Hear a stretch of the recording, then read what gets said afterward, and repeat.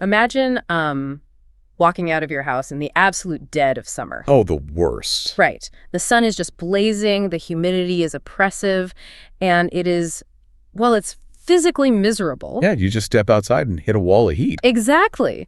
So you stand out there sweating, letting the heat completely overwhelm you for as long as you can possibly tolerate it. Right. And then you turn around and walk back inside your cramped, unair-conditioned apartment. Which normally would feel awful. Right.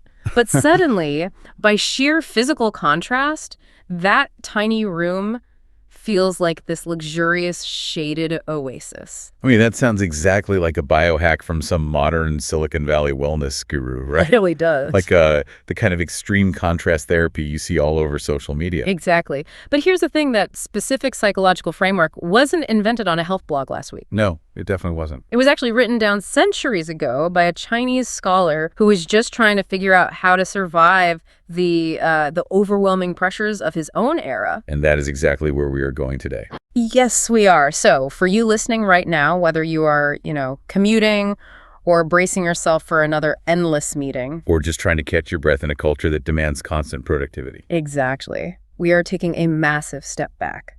Because today's deep dive is exploring ancient Chinese wisdom on the high art of living. The architecture of leisure, really. Right, and the profound kind of rebellious beauty of doing absolutely nothing. And we are drawing from some incredibly rich historical sources for this one. We really are. We're looking at compiled volumes of classic Chinese literature. Yeah, specifically zooming in on two absolute masterpieces of the genre. Which are Shen Fu's 6 Records of a Floating Life and Li Yu's Casual Expressions of Idle Feeling. Right. And the mission for this deep dive is to extract practical, time-tested secrets from these texts. Because we really want to understand how to curate a joyful, aesthetic and peaceful life without needing immense wealth. Or a meticulously color-coded calendar. Right. Okay, let's unpack this, starting with Shen Fu and his floating life. So what is genuinely fascinating about Shen Fu's work is the sheer unlikeliness of it even reaching us in the modern day. Yeah, it's almost a miracle. Because when we think of ancient texts that survive centuries, we usually think of edicts written by emperors, right?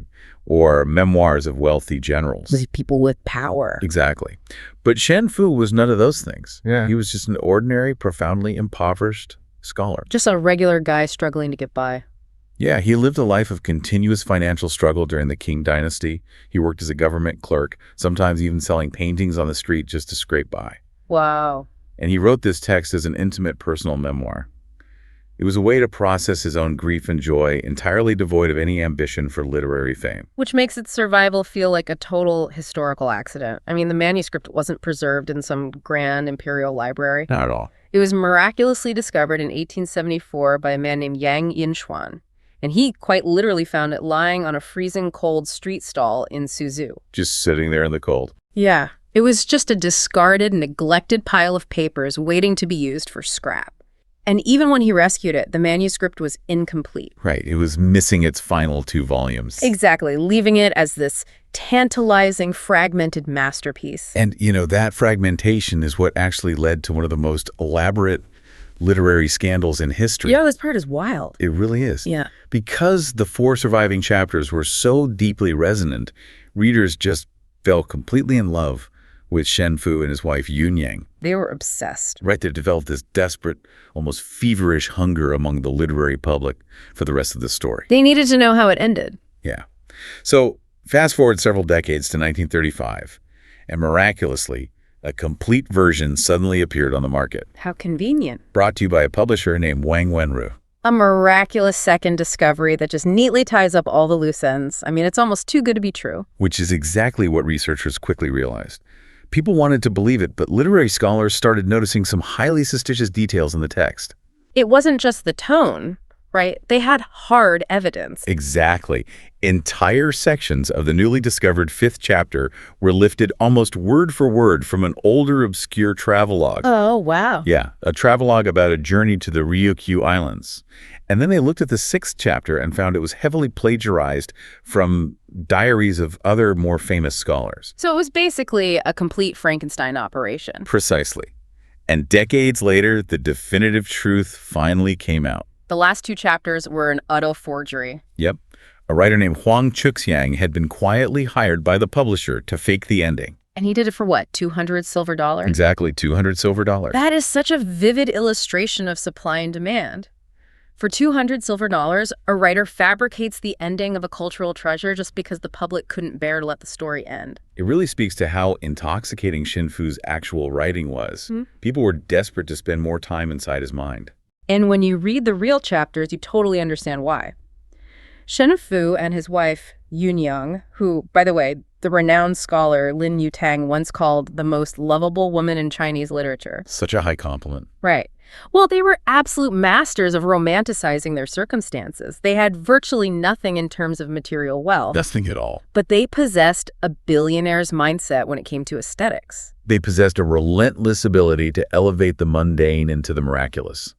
They simply refused to let their lack of material wealth dictate their quality of life. And that started when Shen Fu was just a kid, right? Oh, yeah.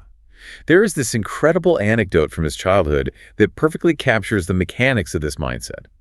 He writes about dealing with summer mosquitoes. The worst. Universally disguised, they're the ultimate biological annoyance. But young Shen Fu writes about staring at this swarm of humming mosquitoes around his bed and deliberately forcing his brain to recategorize them. Hey, how do you recategorize a mosquito? He imagined them as a majestic flock of dancing white cranes soaring through the clouds. Oh, wow. He would even blow smoke from his pipe into his mosquito net just to watch the insects fly through the literal clouds he created. That is amazing. He found this out-of-body ecstatic joy in something that brings literally everyone else misery.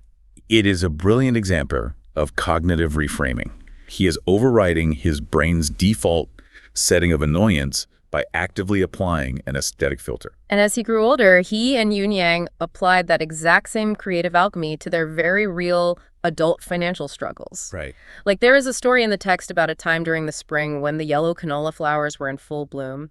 Shen Fu and his friends wanted to go to the gardens, drink warm wine, and view the flowers. Sounds lovely. It does, but they were poor scholars. They couldn't afford to buy or carry a portable stove. And drinking cold wine out of a basket just didn't meet their standard for an elegant afternoon. So Yunyang comes up with a workaround that is practically a masterclass in subverting social status. Yes, tell them what she did. She spots a street vendor selling hot wontons. He has a cart, a stove, boiling water, everything they need to heat their wine and brew their tea. It's brilliant. Instead of giving up on their picnic or complaining about what they don't own, Yunyang simply hires the wonton vendor. She pays him 100 copper coins to abandon his usual street corner and drag his entire cart out to the willow trees in the garden. Right into the middle of nature. Yes.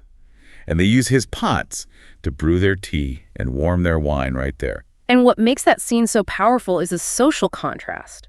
The gardens were filled with wealthy onlookers who had brought their own expensive, heavy, cumbersome equipment. Yeah, lugging all this stuff around. Exactly. And those wealthy elites were staring at Shen Fu and Yunyang, absolutely shocked and delighted by their lightweight, joyful agility. The wealthy people had the expensive gear, but Shen Fu and Yunyang actually had the superior aesthetic experience. Because they weren't weighed down by the burden of owning it. It's the ultimate triumph of creativity over capital. It is. But I have to push back a little here, because modern audiences might listen to this and think it sounds a lot like the toxic positivity we see today. Ah, I see what you mean. You know, that pressure to just smile through the pain and pretend everything is fine. Isn't it incredibly difficult to maintain this perspective when you're genuinely broke? That's a fair question. Like, it's easy to say, look at the pretty mosquitoes when you're a kid, but when the rent is due and you have no food, doesn't this philosophy just become a form of delusion? That is a crucial distinction to make. But if we look closely at the text, the magic here is intent. Intent. Yes. Shen Fu's joy wasn't about toxic positivity. It was a rebellious aesthetic choice. Toxic positivity demands that you pretend things aren't bad, that you ignore the reality of your suffering. Right, sweeping it under the rug. Exactly. But Shen Fu did not ignore his poverty. His memoir is actually filled with raw, devastating writing about his grief, his financial ruin, and the tragic consequences of their lack of money. So he acknowledged how bad it was. Absolutely. Yeah. But he and Yunyang actively decided that while poverty might take their comfort, it would not be allowed to strip them of their dignity. Wow. It was a conscious assertion. Yeah. They refused to let their financial status dictate their right to experience beauty in the present moment. Okay, so they used this incredible mental alchemy to survive poverty. They were curating their attention, not their bank accounts. Precisely. But mental framing takes a massive amount of cognitive energy. Eventually, if you are constantly overriding your environment with your mind, your willpower is going to run out. Oh, completely. It's Yeah, exhausting. that's why ancient thinkers realized you couldn't just change your mind, you had to change your physical environment to remove friction. Yes. And that brings us to the physical mechanics of leisure and our second source, Li Yu. If Shen Fu is the romantic poet of the aesthetic life, Li Yu is the pragmatic architect of leisure. The architect. I love that. He wrote casual expressions of idle feeling as a literal instruction manual for living. He believed that to be truly idle, to truly do nothing, requires immense intentionality. You can't just flop down on the couch. Exactly. You cannot just flop down and expect to rest. He treats the human body and its environment like an instrument that needs constant, precise tuning to eliminate physical friction. And he starts this tuning process with the most fundamental aspect of human existence, the bed. Which makes perfect sense considering we spend roughly half of our lives in bed. Right. Li Yu argues it is our most constant companion. He viewed sleep as the ultimate medicine. He wrote that it restores your energy, it strengthens your bones, and crucially, it nourishes your ki. And we need to clarify what he means by ki in this context, because to a modern listener, that can sound like a mystical aura. Yeah, some kind of magic force. Exactly. But in 17th century Chinese medicine, qi was understood as the literal metabolic energy required to keep your body functioning. It was the biological battery life. The battery life, that's a great way to put it. Li Yu saw sleep not as a luxury, but as the essential biological valve that refilled that energy tank. Contrast that with how modern culture treats sleep. We treat it like an inconvenience, an obstacle to productivity. Oh, completely.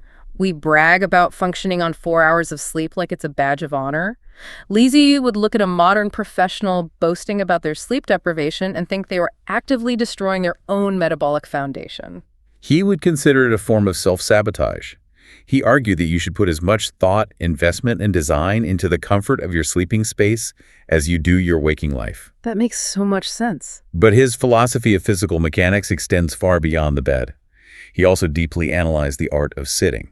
Right, referencing a specific rule from Confucius. Yes, do not sleep like a corpse, do not sit like a stiff statue. Now, on the surface, do not sit like a stiff statue sounds like terrible posture advice, because we are constantly told to sit up straight, shoulders back, look professional. Right.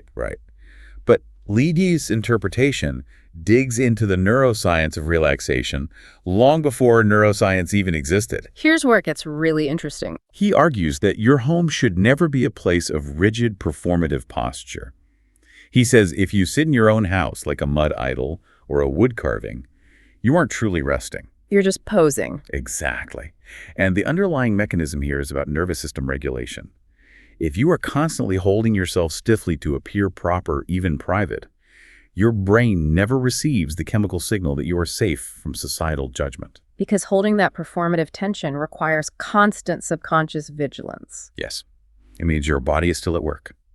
Yeah. You recognize that this microscopic physical tension held over years will eventually break your spirit. And if he cares that deeply about the mechanics of the bed and the chair, it logically follows that he would care just as much about the tools we use in those spaces. Oh, absolutely. He wanted to remove microscopic frictions from daily life. And the most microscopic example of this has to be his absolute obsession with the geometry of teapot spouts. It is one of the most brilliant, hyper-specific pieces of advice in the entire manual. It's so good. Li Yu dictates that a teapot must have a straight spout. It cannot be curved. Because if the spout is curved, the tea leaves can get physically stuck in the bend. Right. And if you have spent all this time setting up your environment, regulating your nervous system, and finally achieving a perfectly peaceful moment, and then the water suddenly stops pouring because of a blocked leaf. Oh, it's infuriating. That tiny microscopic annoyance completely shatters your tranquility. It shatters the spell. He understands that human peace is incredibly fragile. A curved teapot spout isn't just an aesthetic flaw. It is a literal threat to your inner calm. A threat to your calm. I love that. And he applies the same rigorous mechanical logic to how we physically move through the broader world. For instance, he strongly champions walking over riding in carriages. which completely inverts the status symbols of his day. I mean, in his era, wealthy, important people rode in carriages and poor people walked. Exactly. But Li Yu analyzes the psychological cost of the carriage. If you ride in a carriage, you are a passenger to someone else's pace. You are confined. You have no control. Right. But if you walk, you retain complete sovereignty over your attention. You control the speed. You can stop to admire a flower. You can pause to listen to a bird. You engage with the physical world on your own terms. But he even gives advice for when you get tired, right? He does. He provides instructions for what to do when you get tired on a walk. He suggests that you shouldn't just lean haphazardly against a wall. No. You should find a beautifully crooked tree to lean against, so that to anyone passing by, your body integrates seamlessly into nature, making you look like a figure in a traditional landscape painting. He is basically saying, don't just rest beautifully, become part of the art. Yes. But here is the massive challenge for the modern listener. We can logically know all of this. We know we should prioritize sleep, buy better teapots, take mindful walks, stop holding tension in our floaters. Easier said than done. Exactly. How do we actually shift our mindset when the modern world is relentlessly demanding our attention?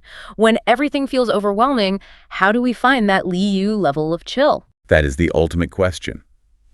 And Li Yu actually built a psychological framework to address the feeling of overwhelm. He called it the step-back method. The step-back method. How does that framework operate in practice? Well, the core philosophy is grounded in the idea that human happiness is entirely relative. It is subjective to your point of comparison. Okay, that makes sense. Li Yu states quite bluntly that if you constantly look forward and compare yourself to those who have more money, higher status, a bigger house, you will lock yourself into a perpetual state of suffering. Because the brain will always perceive a lack. Exactly.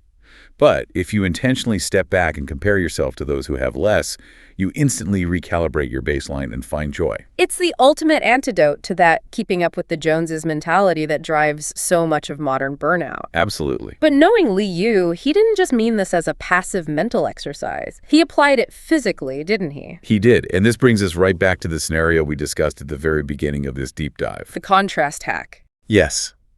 Li Yu suggests a physical contrast hack to force this perspective shift.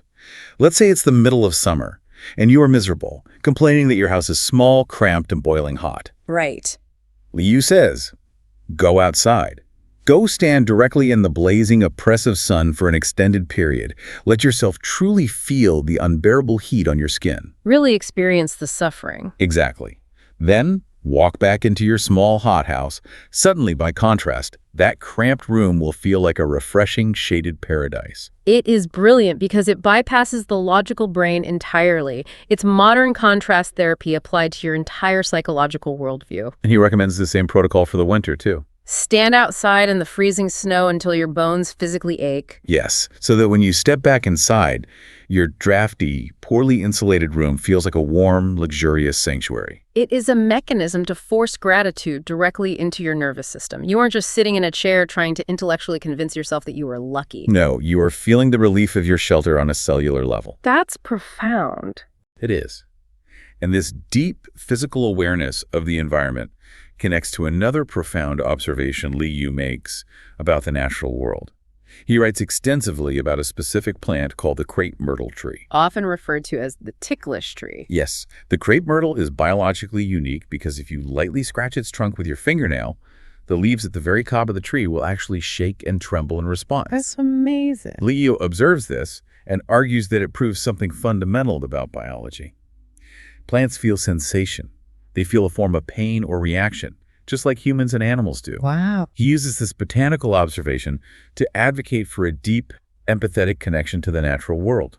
He believed that if you truly understood that a tree possessed a reactive nervous system, you would walk through a garden with a much lighter, more compassionate footprint. This raises such an important question. If a 17th century scholar could deduce that the natural world is that sensitive to its environment, it fundamentally rewrites how we should view our own sensitivity. Oh, without a doubt. We subject ourselves to so much noise, so much artificial light, so much toxic input and stress every single day. If a tree literally shakes when you scratch its bark, what on earth is a 60-hour work week, constantly checking emails at midnight, doing to our own internal ecosystems. That is the exact revelation these texts are pushing us toward. In the modern era, we treat ourselves with such brutal utilitarianism. Oh, we really do. We view our bodies as machines meant to constantly produce output, and our minds as hard drives meant to process infinite data. Liu and Shen Fu are begging us across the centuries to view our bodies and minds as delicate landscapes. Landscapes that require tending, aesthetic appreciation, and most importantly, intentional rest. Yes. So what does this all mean for you, the listener, as you navigate the rest of your week? I think the core takeaway from both Shen Fu and Liu is a radical redefinition of what constitutes luxury. We are constantly sold this idea that luxury is an accumulation of rare objects, a yacht, a designer watch, a massive bank account. But these ancient texts are telling us that true luxury has absolutely nothing to do with what you own. Nothing at all. True luxury is paying the highest quality of attention to the ordinary things you already have. It is the cognitive choice to turn the mundane into a masterpiece. It's taking the time to notice if your teapot has a straight spout. It's refusing to hold tension in your shoulders when you are sitting in your own living room. Yeah. It's looking at a swarm of annoying mosquitoes and choosing, even for a second, to see dancing white cranes. The antidote to our modern exhaustion wasn't invented in a biohacking lab. It was written down centuries ago. We just need to lower our shoulders, romanticize our current circumstances, and reclaim sovereignty over our attention. And as we wrap up, it leaves you with a broader question about the trajectory of our modern lives. Oh, definitely. Today, we are in a massive rush to build smart homes that automate every single friction point away. We want lights that turn on automatically, thermostats that adjust themselves, coffee makers that brew before we wake up. We want everything to be seamless. But if Liu believed that the physical act of interacting with our environment, choosing the right teapot, walking instead of riding, feeling the contrast of the temperature is what grounds us in the present moment. Are we actually stripping away the very aesthetic frictions that make us feel human? Exactly. It's something to consider the next time you ask a machine to turn off the light.